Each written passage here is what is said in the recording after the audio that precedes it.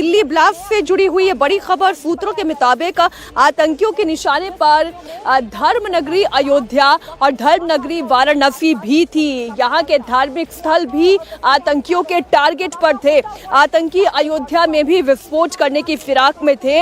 इसके लिए गिरफ्तार हो चुकी डॉक्टर शाहीन शाहिद ने अयोध्या के स्लीपर मॉड्यूल को एक्टिवेट कर रखा था, लेकिन इससे पहले कि वो अपने मंसूबों में कामयाब होते दिल्ली में ब्लास्ट हो गया। बड़ी खबर आपको बता रहे हैं कि इन आतंकियों के निशाने पर सिर्फ दिल्ली ही नहीं बल्कि धर्मनगरी अयोध्या और वाराणसी के धार्मिक केंद्र भी निशाने पर थे। हमारे सहयोगी विशाल प्रताप सिंह इस खबर पर लाइव जुड़ गए हैं। विशाल, क्या जानकारी मिल रही है?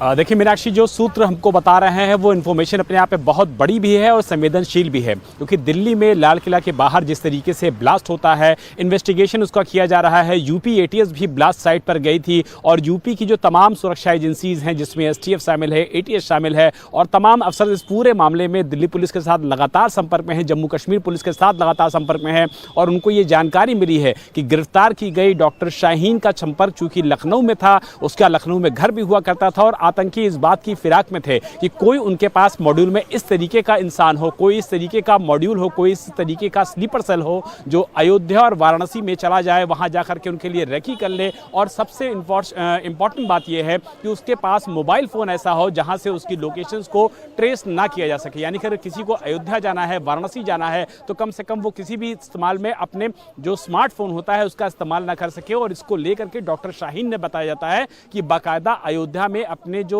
मॉड्यूल है उसको एक्टिव भी किया था, वहां पे जाके रेकी भी करवाई थी और निशाने पे थी धार्मिक नगरी अयोध्या और वाराणसी। मीनाक्षी, आपको तस्वीरें याद होंगी, मुश्किल से एक हफ्ते पहले की बात है कि एनएसजी ने बड़ी ड्रिल की थी वाराणसी में, और वाराणसी के इलाके में अगर कोई भी इस तरीके की सिचुएशन आती है तो एनएसजी किस तरीके से रिएक्ट करेगी, किस तरीके से ओवरपावर करेगी, किस तरीके से आतंकियों के मंसूबों को खत्म करेगी, इसकी बाकायदा बड़ी ड्रिल भी वाराणसी में की गई थी और ये सब कुछ कैमरे पे रिकॉर्ड भी हुआ था। ये बताता है कि न सिर्फ वाराणसी में बल्कि अयोध्या में भी इस तरीके का आतंकियों का थ्रेट था। और जो महत्वपूर्ण बात हमारे पास ये भी आई है कि आतंकियों के निशाने पर ये सीरियल धमाकों की साजिश थी। अभी तक की जितनी भी जानकारियां निकलकर सामने आई है उससे ये तो स्पेसिफिक हो जाता है, क्योंकि दिल्ली में रेकी करना, लगातार वहां से तस्वीरें खींचना, I-20 कार का धमाका आनन फानन में हो जाना, फरीदाबाद का जो टेरर मॉड्यूल है वो बस्ट होना, कश्मीर में एक आतंकी की गिरफ्तारी होना जिस डॉक्टर के कैबिनेट से असॉल्ट राइफल की बरामदगी होती है।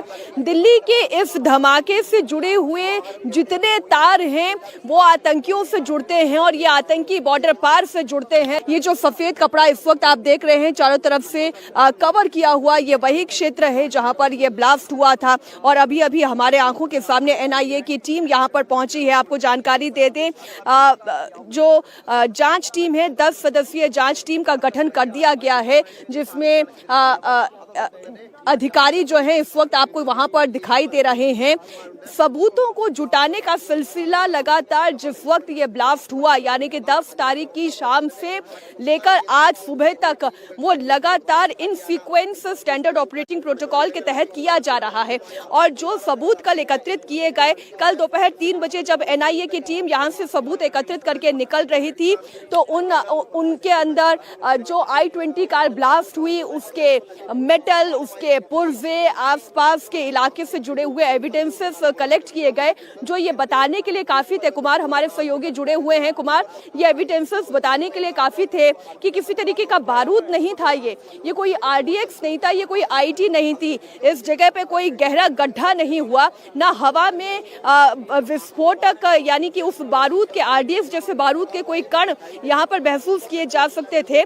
इसलिए ये एक बेहद ही अलग किस्म का धमाका था, बेहद अलग किस्म की तैयारी थी आतंकियों की। कुमार, देखिए, विस्फोटक जो है मीनाक्षी गाड़ी के अंदर था, तो लिहाजा गड्ढा होने के जो चांसेस हैं वो कम हो जाते हैं। आमतौर पर तब जो है गड्ढा होता है जब कहीं पर बॉम्ब को प्लांट किया हो और वो बॉम्ब जो है वो सड़क पर कहीं रखा गया हो, तो उस दौरान वो गड्ढा होता है। तो लिहाजा गाड़ी के अंदर था तो उसके चांसेस कम थे।